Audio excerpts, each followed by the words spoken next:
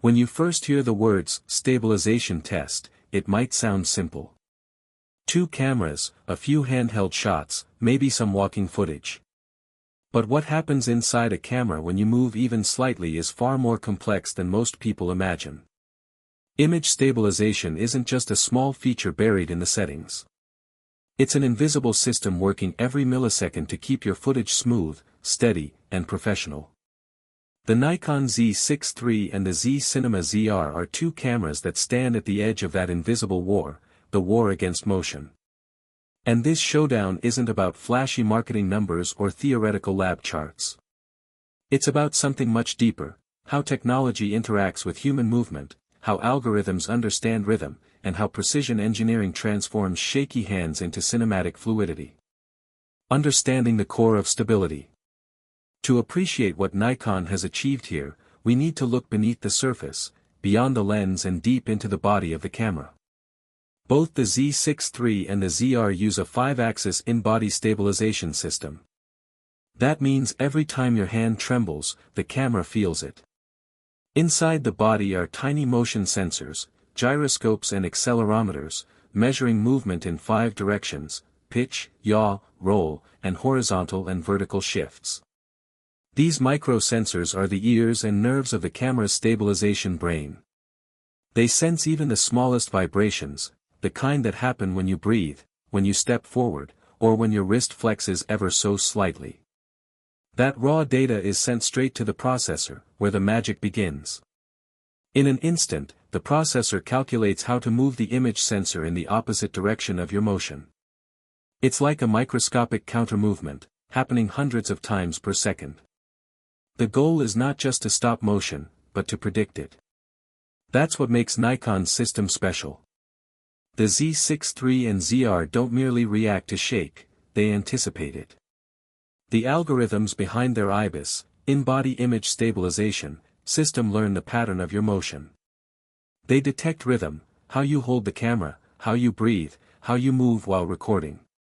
By recognizing that rhythm, the camera predicts where the next movement will come from and adjusts the sensor before it even happens. This is why Nikon's footage doesn't just look stabilized, it feels natural. There's no robotic jerk, no artificial float. It mimics the organic movement of human vision, the way our eyes stabilize the world as we walk. 2 cameras, 1 philosophy. When comparing the Z6III to the Z Cinema ZR, something fascinating appears. Despite their different identities, one a hybrid stills and video powerhouse, the other a cinema-focused model, their stabilization behavior feels almost identical. Switch from one to the other, and you notice the same smooth response to every shake, the same fluid correction to every step. The transition feels invisible. That's not a coincidence. It's evidence of a shared engineering philosophy. Nikon didn't design 2 stabilization systems. It designed one philosophy of stability, tuned to perform consistently across models. What that means in practice is that whether you're shooting cinematic handheld sequences with the ZR or hybrid event coverage with the Z6III, you'll get the same trustworthy, predictable stability. In the test, the footage from both cameras has that confident stillness, the kind of steadiness that lets you forget about the technical side and focus entirely on the creative act of filming. That's the hallmark of good engineering, when the technology disappears and only the story remains. The cooperation between body and lens. Now, stabilization doesn't happen in isolation. When you attach a stabilized lens, you introduce a second layer of control. Nikon's system can synchronize these 2 layers, lens-based optical stabilization and sensor-based IBIS, into what's called dual stabilization. Think of it as 2 dancers performing together. The lens handles the broad, sweeping movements, the large angular shifts. Meanwhile, the camera body manages the microvibrations, the tiny tremors that the lens can't handle. When they're perfectly in sync, the result is smooth, floating motion. But when they're not, the footage can look off, sometimes you get bounce, jitter, or mismatched corrections. In this showdown, though, both cameras show perfect coordination with their lenses. Whether it's the Nikon 24 to 70mm f/4 or the Tamro And 28 to 75 mm f/2.8, the cooperation between body and lens is seamless. The transition between systems is invisible. This is a powerful sign of Nikon's engineering consistency. It means you can swap lenses, switch camera bodies, or mix setups, and still trust that the stabilization logic remains intact. The mechanical difference, and why it doesn't matter. There's another interesting technical detail: the Z6III has a mechanical shutter, the Z Cinema ZR does not. On paper, that could affect stabilization. A mechanical shutter involves physical movement inside the camera, small vibrations that can theoretically interfere with stabilization precision. So, in theory, removing it should make the ZR more stable. But, structural differences can also shift internal balance, affecting how the IBIS behaves.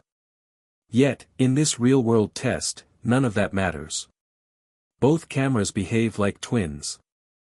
No matter the shutter design or body layout, the stabilization remains perfectly balanced. That tells us something crucial about Nikon's design priorities. The brand didn't treat the ZR as an experimental or cheaper variant. It carries the same stabilization DNA as the Z6III, the same firmware logic, the same sensor control finesse, and the same physical precision. The true nature of handheld stability. When people talk about stabilization, they often imagine a motionless frame, a perfectly frozen view. But real handheld shooting isn't about removing movement entirely. It's about controlling it. When you walk with a camera, there's a natural rhythm, a gentle up and down, a side-to-side sway. If a stabilization system completely eliminates that motion, the footage feels weightless and unnatural, like it's floating in a vacuum. But if it removes too little, the video looks amateurish and shaky. The sweet spot lies in between. That's where cinematic movement lives. It's the space where every step feels alive but never distracting. Both the Z6III and ZR find that sweet spot perfectly. In walking tests, jogging shots, and handheld tracking, the footage maintains that gentle, filmic sway, the kind that adds emotion and realism. Every correction feels proportional. Every movement feels intentional. It's as if the camera understands your intention, not just your motion. That's what separates good stabilization from great stabilization. It's not about freezing time. It's about giving motion a graceful rhythm. The confidence of the viewfinder. Another subtle detail appears during testing: the way the image looks while filming, not just afterward. When you hold these cameras, the image on the screen feels anchored. It doesn't wobble or float unnaturally. It's solid, confident, easy to control. That real-time steadiness is a hidden sign of a perfectly tuned IBIS system. Because stabilization isn't just about the final image, it's also about how it feels while you shoot. When the viewfinder feels stable, your framing improves.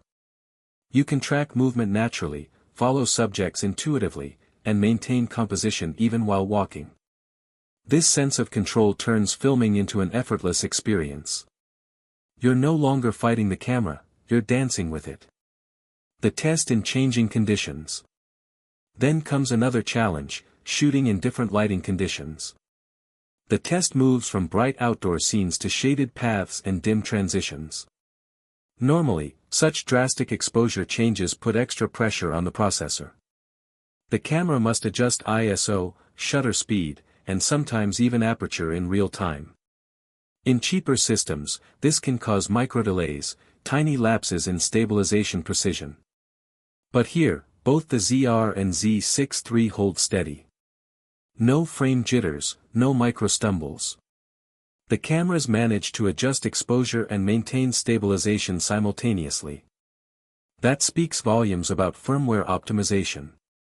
Nikon's software engineers have built a system that handles multiple complex tasks: exposure control, motion sensing, image correction, all at once, without compromise. This balance between hardware and software is what defines Nikon's quiet confidence. They don't rely on flashy specs. They rely on experience, real, measurable steadiness that holds up in every environment. The human factor. There's something very human about stabilization tests. They're not done in sterile labs. They're done by people walking, running, sweating, breathing. You can feel the fatigue build up in every minute of handheld shooting. That human element matters because stabilization isn't meant to fight against nature, it's meant to work with it. When the tester keeps walking, climbing slopes, or turning corners, both cameras adapt naturally. Even as fatigue sets in, the footage doesn't break down. The cameras continue to interpret motion correctly, softening steps, smoothing turns, maintaining the illusion of effortless control. This connection between the human body and the machine's response is what defines a great IBIS system. It's not just about technology, it's about empathy between engineer and user. The power of roll correction. In handheld filming, one of the hardest problems to solve is roll, the subtle tilting of the horizon caused by wrist movement. Many systems struggle with it, creating tilted shots or uneven corrections. Here, both cameras handle roll brilliantly. The horizon stays level even during uneven steps. You can walk through rocky ground, slopes, or stairs, and the footage remains composed. This kind of precision in roll axis correction is rare and extremely valuable, especially for video creators who often shoot without a gimbal. It gives handheld footage a professional polish, that sense of balance and smoothness usually associated with mechanical rigs. Telephoto and the stability challenge. Next comes a tougher test, zooming in. The longer your focal length, the more visible every tremor becomes. A tiny vibration at 70 mm looks like an earthquake on screen. Yet, both cameras hold firm. When zoomed in, when panning fast, even when switching between normal stabilization mode and sport mode, the footage stays fluid. This is where you see Nikon's IBIS refinement shine. Many brands lose precision as they zoom, because the system can't scale corrections fast enough. Nikon's doesn't. The stabilization adapts seamlessly to focal length, maintaining the same smooth feel across the range. That's an incredible advantage for creators who use zoom lenses on handheld setups. It means your telephoto shots can look as stable as your wide ones. The subtle science of walking. Then comes a moment that ties the human body directly to technology, walking on slopes. When you walk uphill, your steps are naturally softer. You exert less downward force. When you walk downhill, the impact is harsher. The tester notices that uphill footage often looks smoother, even without changing camera settings. That's because stabilization is part physics, part biomechanics. The camera doesn't just counter mechanical vibration, it responds to the way we move. The Z6III and ZR handle these variations beautifully, maintaining vertical and horizontal balance equally well. This reveals a crucial truth about Nikon's IBIS: it's tuned not only for mechanical precision, but for human rhythm. It doesn't just fight motion. It understands it. Real-world parity. By the end of this first section of the test, a clear pattern emerges. Both cameras, the Z6III and the Z-Cinema ZR, behave almost identically. Their footage is interchangeable. No weird bounce, no mismatched correction, no difference in horizon stability or motion control. The stabilization systems are not just similar, they're mirror images. That consistency means something important for creators. It means that Nikon has unified its stabilization design across models. Whether you choose the hybrid Z6III for its stills capabilities or the ZR for its cinema-oriented workflow, you get the same professional-grade stability. That's not common in the camera world. Many brands deliberately separate stabilization performance between tiers, offering flagship IBIS on high-end models and toned-down versions on smaller ones. Nikon doesn't play that game. Here, you're not choosing between good and better. You're choosing between two equals, both refined to perfection. The invisible achievement. At this point, the conclusion of the first half becomes clear: the real winner isn't one camera over the other, it's the philosophy behind both. Nikon's engineers have crafted a stabilization system that doesn't call attention to itself. It doesn't make a show of numbers, stops, or degrees. Instead, it lets the footage speak, footage that feels natural, stable, and cinematic. That's the invisible art of great stabilization. It disappears completely from your mind. You don't think about IBIS. You think about framing, emotion, storytelling. And when that happens, you know the technology has done its job. Because true stability isn't about freezing the world. It's about letting your story move freely, without fear of a shaky hand ruining the shot.